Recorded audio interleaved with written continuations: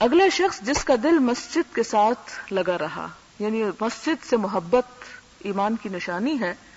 اور مسجد کے ساتھ اس طرح اٹکا رہا کہ مسجدوں کی تعمیر اور مسجدوں کی صفائی ستھرائی اور مسجدوں کی آبادی، اور مسجد کی آبادی صرف اس طرح نہیں کہ اسے بہت خوبصورت بنا دیا جائے، بلکہ ایسے سٹیپس کا لینا کہ لوگ مسجدوں کی طرف راغب ہوں اور ان کے اندر ایسا انتظام اور ایسا اہتمام کرنا، یہ بھی ان کاموں میں سے ہے جس کی وجہ سے انسان اللہ کے سائے رحمت میں قیامت کے دن ہوگا. اور خاص طور پر یہ کہ انسان کا دل اس طرف اس لیے لگا رہے کہ ایک نماز کے بعد دوسری نماز کا انتظار رہے. اور مسجد میں اور پھر باجماعت نماز پڑھنے کے بارے میں آپ سب جانتے ہیں کہ 27 گنا زیادہ اجر ہوتا ہے، اور جتنے قدم مسجد کی طرف اٹھتے ہیں اتنے ہی انسان کے دراصل اللہ تعالیٰ کے طرف جاتے ہیں اور اس کا قرب اس کو نصیب ہوتا ہے. اور پھر یہاں پر ایک اور بات یہ بھی مسجد کے حوالے سے یاد رہے کہ ہمارے ہاں اور عموماً مسجد کے بارے میں جو شخص مسجد سے تعلق رکھتا ہو اس کے بارے میں کچھ خیالات اچھے نہیں پائے جاتے، جبکہ یہ دین کی تعلیم سے بالکل برعکس معاملہ ہے کہ عموماً ہمارے ہاں جو مصرے اور محاورے مشہور ہیں کہ ملا کی دوڑ مسجد تک، اس کو اور کوئی کام نہیں، لہٰذا ایک نماز سے فارغ ہو کے آتا ہے تو دوسری نماز تک. حالانکہ اگر آپ دیکھیں نمازوں کا معاملہ تو انسان کے دن کا وہ حصہ جب اسے دنیا کے کام زیادہ کرنے ہوتے ہیں، یعنی فجر کی نماز سے ظہر کی نماز تک وہ ایک 7-8 گھنٹے کا ایسا وقت ہوتا ہے کہ جس میں انسان کو فارغ چھوڑ دیا گیا کہ صبح اٹھنے کے بعد وہ اللہ کا ہلکا پھلکا ذکر کرے، یعنی 4 رکعت ہی تو ہے فجر کی نماز، اور مسجد میں تو انسان 2 رکعت ہی پڑھتا ہے، اس لیے کہ حضور صلی اللہ علیہ وسلم عموماً سنتیں گھر پر پڑھا کرتے تھے. تو ان 2 رکعتوں کو مسجد میں ادا کر کے آتا ہے، اور اس کے بعد دن کے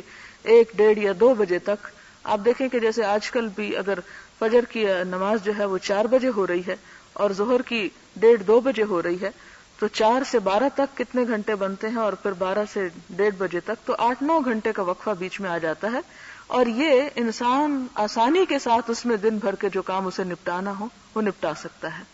زیادہ تر عبادت کا حصہ یا مسجدوں میں آنے جانے کا یا نمازوں کا اس حصے میں رکھا گیا کہ جب انسان اپنے دنیا کے کام نپٹانے کے بعد ایک حد تک فارغ ہو جاتا ہے، اور پھر وہ ہلکے پھلکے دنیا کے کام بھی کرتا چلا جاتا ہے، اور اس کے ساتھ یہ کہ اللہ کو بھی یاد کرتا رہتا ہے تھوڑے تھوڑے وقفے کے بعد. اور یہی چیز انسان کی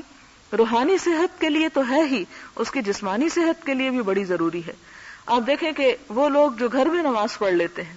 اس میں پہلی بات تو یہ کہ حضور صلی اللہ علیہ وسلم نے جو بشارت دی 27 درجے زیادہ اجر کی، اس سے محروم ہو جاتے ہیں. دوسری طرف وہ حضور صلی اللہ علیہ وسلم کے غضب کا شکار ہوتے ہیں کہ آپ نے ایک مرتبہ فرمایا کہ میرا دل چاہتا ہے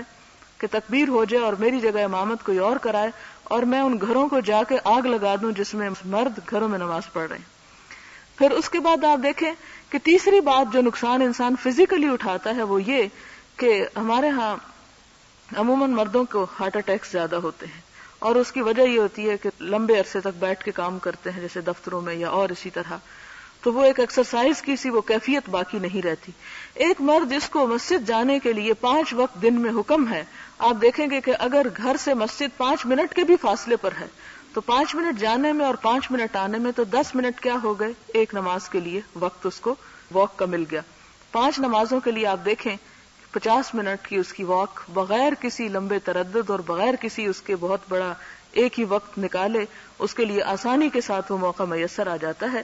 یہاں انسان کو صرف یہ نہیں کہ روحانی فائدہ ہوتا ہے بلکہ اس کو اپنا جسمانی اور صحت کا فائدہ بھی اس میں شامل ہے. اور پھر اس کے علاوہ بھی آپ مسجد کے بے شمار فائدوں پہ تو کتابیں لکھی گئی ہیں کہ انسان وہاں جا کر اسلام دراصل مسجد کی عبادت اور مسجد میں جمع ہونے کی پابندی کی وجہ سے کیا چاہتا ہے معاشرے کے اندر اصلاح اور فلاح اور بھلائی. لیکن ہماری تو مسجدیں ہی ویران ہو کر رہ گئیں، اور اس کی بہت سی وجوہات ہیں. اور صبح اس لیے کہ نیند پیچھا نہیں چھوڑتی، اور دوپہر اور عصر کو بھی ہم آرام کرنا چاہتے ہیں، اور مغرب کو ہمارے کچھ اور شغل ہوتے ہیں، اور عشاء کو ہمیں ظاہر ہے کہ کچھ انٹرٹینمنٹ چاہیے، ٹی وی کے آگے بیٹھنا ہے، کوئی ڈرامہ وغیرہ دیکھنا ہے، تو اس کے لیے پھر وقت ہی باقی نہیں بچتا. تو اللہ تعالیٰ قرآن پاک میں فرماتے ہیں کہ انما یأمر مساجد اللہ من آمن باللہ والیوم الآخر، اللہ کی مسجدوں کو وہی آباد کرتے ہیں جو اللہ اور یوم آخرت پر ایمان رکھتے ہیں. تو اگر ہمارے ہاتھوں ہماری مسجدیں ویران ہو رہی ہیں تو پھر ہمیں اپنے ایمان کا بھی جائزہ لینا چاہیے کہ وہ کس حد تک ہے. بہرحال اس شخص کو قیامت کے دن اللہ تعالیٰ کی رحمت کے سائے تلے رکھا جائے گا کہ رجل قلبہ معلق بالمساجد، کہ جس کا دل مسجدوں سے معلق رہا، یعنی مسجدیں اس کی محبت کا محور رہیں، اس سے انہیں خصوصی دلچسپی ہوئی. اور مسجد سجدہ گاہ ہے، اللہ کی عبادت کی جگہ ہے، تو اس میں پھر وہ جگہیں بھی شامل ہو جاتی ہیں جہاں اللہ کا نام بلند کیا جاتا ہے، جہاں اللہ کا دین سیکھا سکھایا جاتا ہے. ایسی جگہوں سے محبت بھی انسان کی ایمان کی علامت ہے. وَرَجُلَانِ تَحَابَّا فِي اللَّهِ،